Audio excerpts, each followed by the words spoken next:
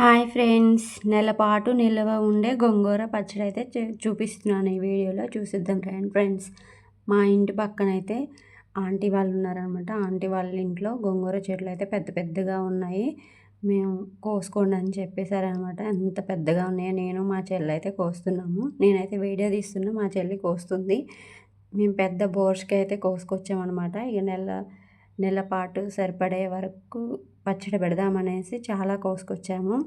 నిల్వ పచ్చడి చేద్దామని. గోంగూర చాలా మంచిది కదా ఫ్రెండ్స్, ఐరన్ కదా.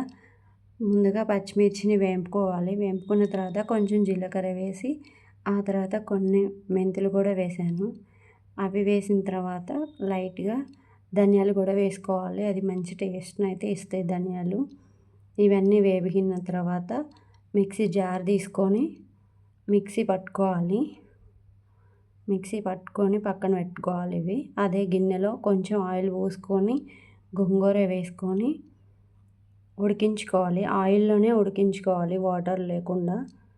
అసలు ఈ గోంగూర ఎంత మెత్తగా ఉడికిందంటే ఎక్కువ టైం కూడా తీసుకోలేదు, ఎమ్మటే ఉడికింది. చాలా బాగుంది గోంగూర, తొందరగా ఉడికేసింది. కొన్నిసార్లు అయితే కొంచెం గోంగూర ఉడకదు, ఇదైతే ఎమ్మటే ఉడికింది, అంత టైం తీసుకోలేదు. అదే ముందుగా పట్టుకున్న మిక్సీ మిశ్రమం ఉంది కదా, అందులో వేసి మిక్సీ పట్టుకోవాలి.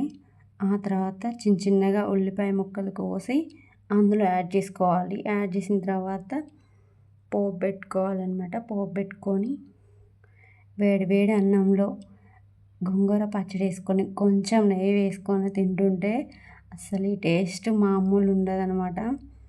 వేడి వేడి అన్నంలో కదా ఫ్రెండ్స్. మీకెవరికైనా గోంగూర ఇష్టం ఉండకుండా ఉంటుందా? గోంగూర పచ్చడి అంటే.